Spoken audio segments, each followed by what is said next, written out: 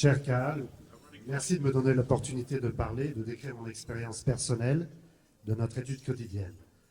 En effet, cela fait quelques mois que nous avons le privilège d'étudier avec Rabbi New chaque matin des textes de Chassidoute, que ce soit un mamar du Rabbi ou des réflexions profondes des maîtres de la Chassidoute.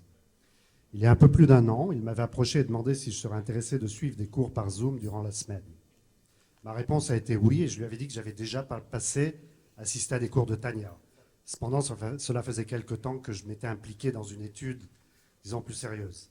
Rabbi New m'a posé une question très simple. Quel est l'impact de cette étude dans mon quotidien ou dans ma perception des choses?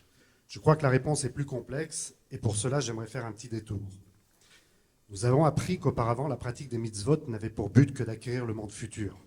La Chassidoute vient nous enseigner, et ce depuis le Baal Shem Tov, maître fondateur du chassidisme, précédé par le Harizal au XVIe siècle qui dévoile la Kabbale contemporaine, que le but d'un juif est de construire une résidence pour Hachem dans ce monde. La matérialité n'est plus un obstacle. À mon sens, elle a une implication plus grande et qui force un regard sur soi et sur sa communauté. En effet, la Chassidoute nous sensibilise au devoir d'un juif et de son interaction avec son prochain. On insiste beaucoup durant les cours sur l'amour particulier que porte Hachem à son peuple.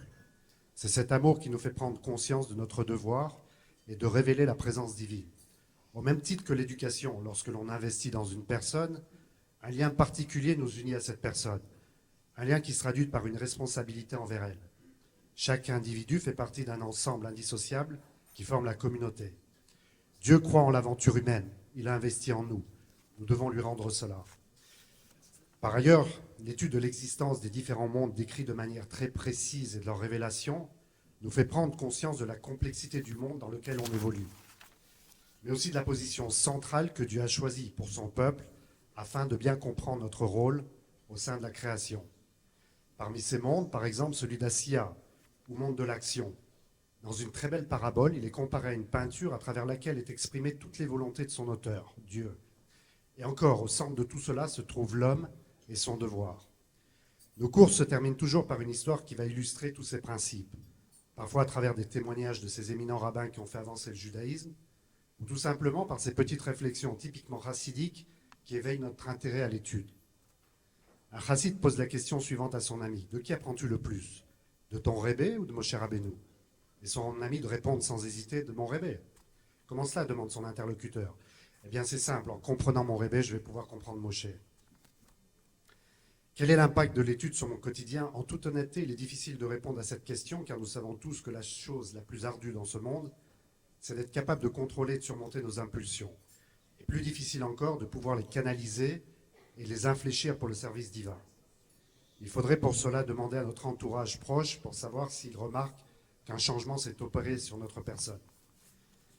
Dans mes lettres adressées au Rabbi, j'ai reçu fréquemment la même réponse. Peu importe la question ou la requête que je lui adressais, vous devez étudier la Chassidoute. Je ne comprenais pas cette réponse car ça a toujours été une partie de mon étude, disons avec plus ou moins d'assiduité. Lorsque le Rabbi insiste sur la réponse, c'est qu'il faut faire une introspection. Bien que les concepts que nous étudions soient parfois très difficiles à saisir, l'important en ce qui me concerne, c'est de trouver une application de l'étude dans la vie de tous les jours. Je pense comprendre que la Chassidoute nous dévoile que Dieu se trouve dans tous les domaines de notre existence, par analogie avec sa présence plus ou moins révélée dans les mondes supérieurs jusqu'à notre monde ici-bas. Lorsqu'on commence à appréhender le fonctionnement de toutes ces interactions de notre place pour articuler tout cela jusque dans nos petites vies, on ne peut s'empêcher d'admirer avec quelle précision notre destinée s'accomplit grâce aux mitzvot. Au final, je ne saurais répondre à cette question de manière catégorique, mais je peux certifier d'une chose. La Chassidoute, c'est un fil conducteur dans notre vie, une lumière qui nous éclaire dans ces temps obscurs. Et bien que les sujets soient difficiles à comprendre et nécessitent de bonnes bases, je me contente, pour ma part, de récupérer les perles parmi les diamants. Cette force de la Chassidoute, je crois que nous pouvons la sentir faire évoluer nos vies. Il y a un dicton qui dit « il faut le voir pour le croire ». En ce qui concerne la Torah, c'est « il faut le croire pour le voir ».